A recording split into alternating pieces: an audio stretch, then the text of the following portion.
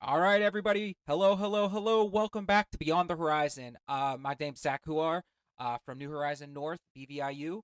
So this week, what I really want to touch base on is something called net training or net play. So net training or net play is natural environment teaching or training. So really, we're looking at taking all of the skills that we're working on our students and trying to put it in their natural environment. The one thing everybody always likes to say about verbal behavior, Zach, aren't we just training kids to be robots? Well, this is that step that we're working on, that net lesson. How do we take these skills that we're teaching in isolation and put them into their natural environment? So, I'm going to give you some steps and suggestions on how you can do this at home. I hope you enjoy. Remember, like, subscribe, comment.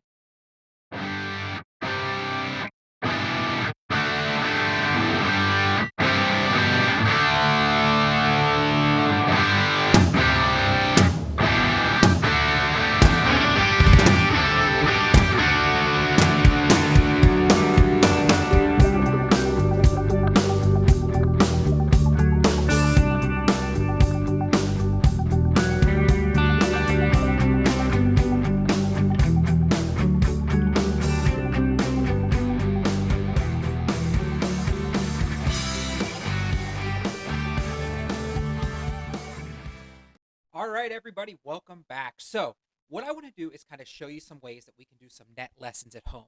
Now, I know what you're going to say. Zach, I am busy. I have the kids at home. I have to cook. I have to clean. I have to get everything ready. We have to do homework. Believe me, I understand. I have two kids of my own at home, and it is crazy.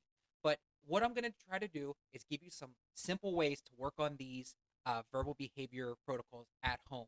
The first one I touched base with on the last video on Beyond the Horizon verbal behavior is reading.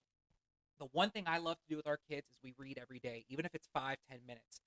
This is a great way to use some of those verbal behavior skills. Now, what you could do is some simple skills like, all right, open, open, good, show me touching. It doesn't matter what they're doing, just touch. Now, higher level skills. The one thing that we look on as is here, the beginning of the book. I see a bunch of things that we can look. Hey, what color is this book? Yellow. Nice job. It is yellow.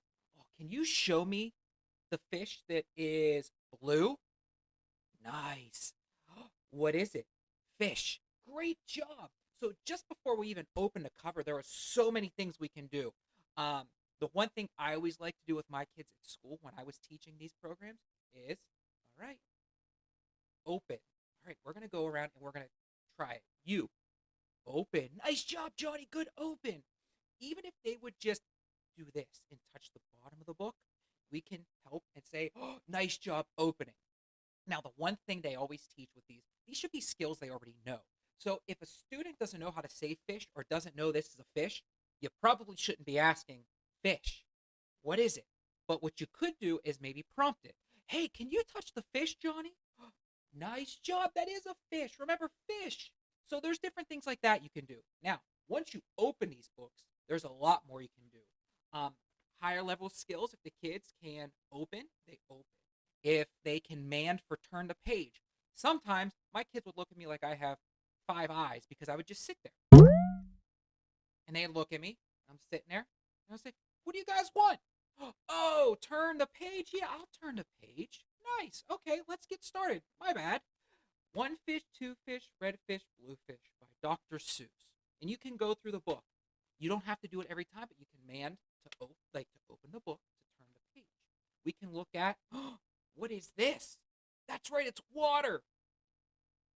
What's this? A fish. What's that fish doing? He's jumping. Nice job. Can you show me the red fish? Great job. All right. Oh, what is it? Star. That's great. That little fish has a star. So there's different activities you can do. Now, if you do that for every single page in some of these big books, you're going to be reading for hours. So I'm not saying do it all the time, but what you should do is kind of go through the book and look for some skills that they can do. If they can touch fish, if they can show me some kids, hey, which fish has the most? Nice, the green fish have two. And you can do different activities like that. That's one of my favorite ones. Another activity that is just every day, especially in my house, snacks. The kids love to eat. We can do lunch, dinner, breakfast. We could be on the Hobbit dining plan where it's, second breakfast, 11sies, and they're still hungry. So what I like to do, they'll go running in, busting in my cabinets, pulling out everything, and I go, whoa, pump the brakes. What do you want? You want fruit snacks or chips? And I just wait, and they have to make the choice. Chips, fruit snacks. Now, my kids do get upset about that sometimes. Like, how about both? No, not an option. Pick one. But just little things like that around the house that you can label. What do you want? Fruit snacks. That's right. All right. Nice job. You can have the fruit snacks. I know it's adding extra, sometimes support for our kids, but it's just little practicing around the house. Um, Again, my kids hate me for that, but it's okay because I'm just teaching them that there are some things you have to ask for and how we ask. Now, if your kids are able to communicate chips and they can do that on their own and they don't need help, the next thing is to start adding some extra. Well, chips, please. May I have chips? I want chips. Now, with our kids, if you look at verbal behavior, I want mean nothing, right? Those are just extra words. However, in our society, I want, please, all those words mean something. So really, if we have some higher level kids, that's time to start looking at, I want chips, please. If they knows what chips means and they get something when they have it, it's time to start adding those extra words because, another technique I like to use, which I am out because I gave them all away, are potato heads. When I was in my classroom, I loved playing with the potato heads with my kids. People would walk in and say, "What are you doing?" I'm teaching. We're just sitting there. There's five of us. We each have a potato head, and at that point, we're looking at, hey, how about we get some eyes? All right, everybody, find those eyes. And some of the kids would point and be like, "That's great. Now, can you find the potato head's eyes?" And we'd have them put them in. So just little games like that. I used to love playing cooties with the kids, or the little ants, the little game, because that was another thing. Show me legs, show me feet. What are these? Oh, that's a hat. So like different things like that you can label. That is a great way to process these verbal operants and use them in everyday life. Now, another one that I love is to take the show on the road. Let's go outside. Say you're working on identifying trees, leaves, colors. This is a perfect time of the year to go out and just look at that. What am I hearing? Oh, that's a bird. What else can fly?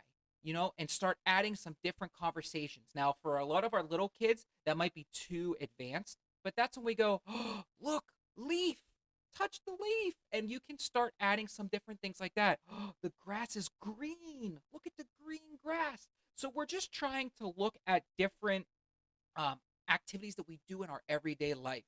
I like to label stuff around the house, especially when my kids were small and younger. And that's how they, cleaned up. They did the matching. So a lot of our bins had pictures of the toys. So if we had Legos, that bin had a Lego on it. All right, guys, it's time to clean up. Can you match the Legos or put in?